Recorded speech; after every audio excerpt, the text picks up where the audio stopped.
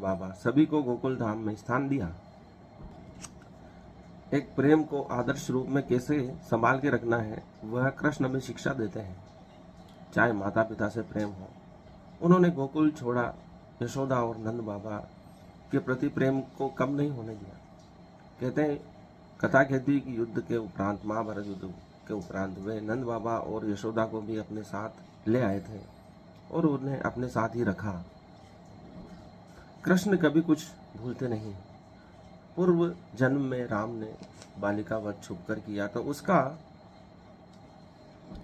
मोल चुकाने के लिए कृष्ण के रूप में बहेलिये के द्वारा उन्होंने अपना देह त्याग चुना।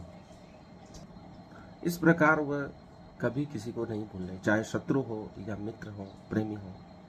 वे जब भी मिलते तो ऐसे मिलते जैसे सदा से ही उसके पास हो, चाहे वह कई वर्षों में मिल रहे हो।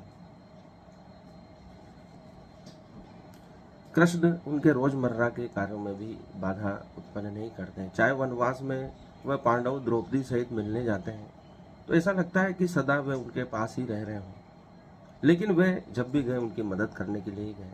चाहे द्रौपदी ने व्यास दुर्वासा ऋषि का जो संकट आया, द्रौपदी ने जैसे ही याद किया, कृष्ण उपस्थित हो गए और उस संकट को दूर किया, और संकट दूर होते ही वे चले गए।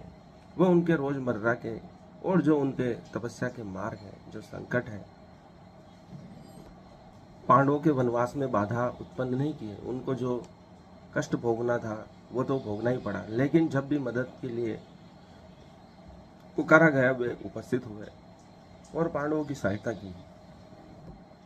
वह एक ही स्त्री पांचों पांडवों पर भारी थी, उनके सभी संकट को दूर करने वाली थी द्रौपदी थी। इसलिए उस विश्व समुदाय में, उस युग में सबसे पसंदीदा स्त्री द्रौपदी को माना गया। सभी उसको पाना चाहते थे। वनवास में भी उसे आराम से नहीं रहने दिया। शिशुपाल हो या कोई भी, जयद्रथ, उन्होंने वन में उन्हें परेशान किया और अपने परिणाम भुगते हैं।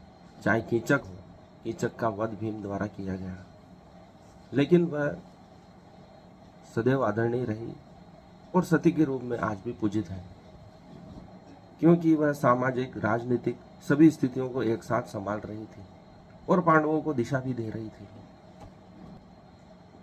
लेकिन चाहे कितनी भी शक्तिशाली महिला हो, वह भी सहन करती रहती है एक स्तर तक जहां तक हो सकता है, क्योंकि उसे अपनी सीमा मालूम है। वह किसी को भी नाराज नहीं करना चाहती, पर वह स्वयं को अपमानित भी नहीं करना चाहती। वह एक संतुलन चाहती है ताकि उसका वह दूसरों